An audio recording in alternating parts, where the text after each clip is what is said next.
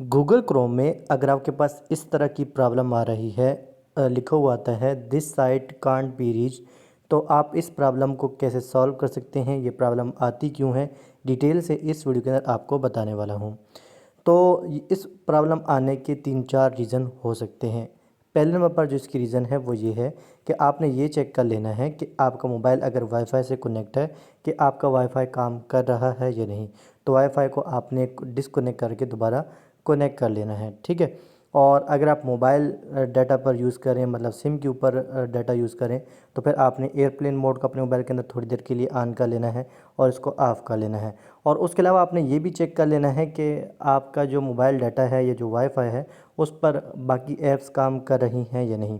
मतलब उस पर यूट्यूब काम कर रहा है या नहीं, फेसबुक काम कर रही है या नहीं, मतलब बाकी ऐप्स अगर काम करें, सिर्फ गूगल क्रोम में ये इशू आ रहा है, फिर तो आपके सिग्नल ठीक है, आपके पास इंटरनेट का इशू नहीं है। फिर आपकी दूसरी रीज़न हो सकती है, लेकिन पहली रीज़न इसकी जो मेन है वो ये है कि आपके पास इंटरनेट का इशू हो सकता है, ठीक है। तो आपने अपने वाईफाई को भी चेक कर लेना है और इंटरनेट डाटा को भी चेक कर लेना है। और यहाँ पर आपने देख लेना कि मोबाइल डाटा आपने उसी सिम पर ऑन किया हुआ है जिसमें आपके पास पैकेज है। जैसे कि अब ये यूफोन के ऊपर मेरा डाटा ऑन है, लेकिन मेरा इसमें पैकेज नहीं है, जिसकी वजह से मेरे पास ये इशू आ रहा है, ठीक है। तो आपने क्या करना है, ये जो मोबाइल डाटा लिखा हुआ है इस पर थोड़ा सा लॉन्ग प्रेस करके रखना है, तो आप इस पेज पर आ जाएंगे। और यहाँ पर आपने मोबाइल डाटा पर क्लिक करना है और जिस सिम में पैकेज है वो सेलेक्ट कर लेना उस सिम को, ठीक है। तो मेरी सिम 1 में पैकेज है, मैं इसको सेलेक्ट कर लेता हूँ। और उसके बाद हम बैक जाएंगे, जैसे मैं इसको रिफ़्रेश करूँगा तो ये वेबसाइट जो है वो ओपन हो जाएगी, क्योंकि मेरे पास यहाँ पर जो है वो इंटरनेट का इशू था जो कि अब सॉल्व हो गया, ठीक है। इस वजह से इशू आ रहा था। लेकिन अगर आपके पास इंटरनेट का इशू नहीं है तो आपके पास दूसरी इसकी जो रीज़न है वो ये है कि आपके कंट्री में जो है वो वेबसाइट या ऐप जो भी आप ओपन कर रहे हैं वो बैन होगी, जिसकी वजह से आपके पास ये इशू आ रहे हैं।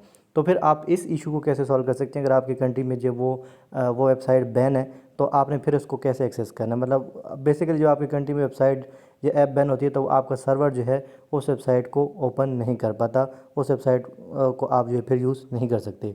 तो यूज़ तो कर सकते हैं, लेकिन उसका तरीका फिर ये है कि आपने एक और ऐप इंस्टॉल करनी है अपने मोबाइल के अंदर। उसके लिए आपने प्ले स्टोर में जाना है और यहाँ सर्च बार में आपने लिखना है टर्बो वीपीएन, ठीक है। टर्बो वीपीएन या कोई भी वीपीएन इंस्टॉल कर लें, ठीक है। तो यहाँ पर आपके पास ये वाला वीपीएन आ जाएगा, आपने इसको इंस्टॉल कर लेना है प्ले स्टोर से, ठीक है। उसके बाद आपने ऐप को ओपन करना है या कोई भी वीपीएन इंस्टॉल करके आपने अपने मोबाइल के साथ कनेक्ट करना है। और उसके बाद आप उस वेबसाइट में जाएंगे तो आपके पास वो वेबसाइट जो है वो ओपन हो जाएगी, काम करना स्टार्ट कर लेगी, ठीक है।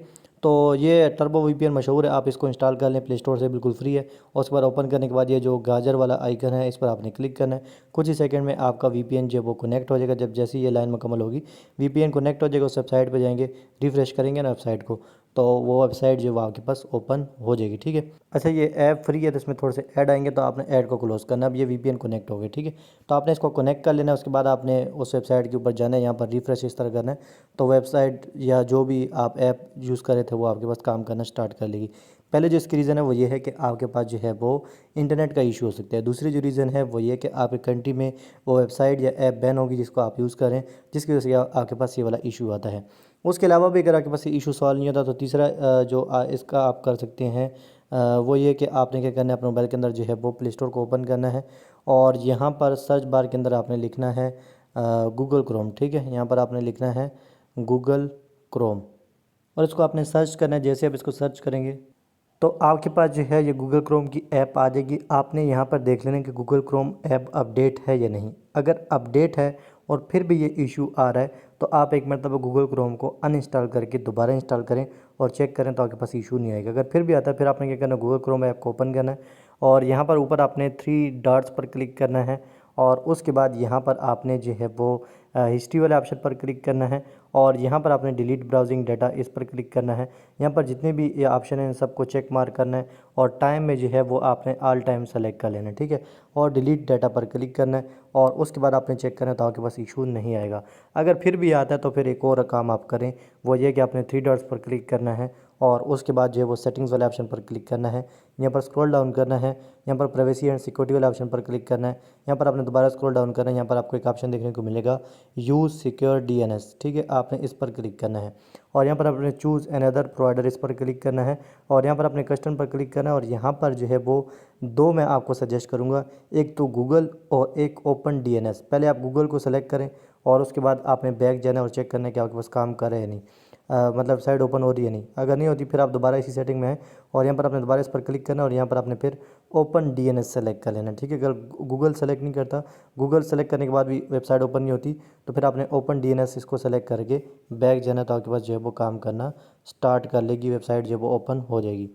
तो आपके पास इस तरह अगर ये इशू आता है तो आप एक एक करके जितनी मैंने टिप्स बताई हैं एक एक करके सबको फॉलो करें। किसी भी टिप से आपका जो है वो इशू सॉल्व हो जाएगा।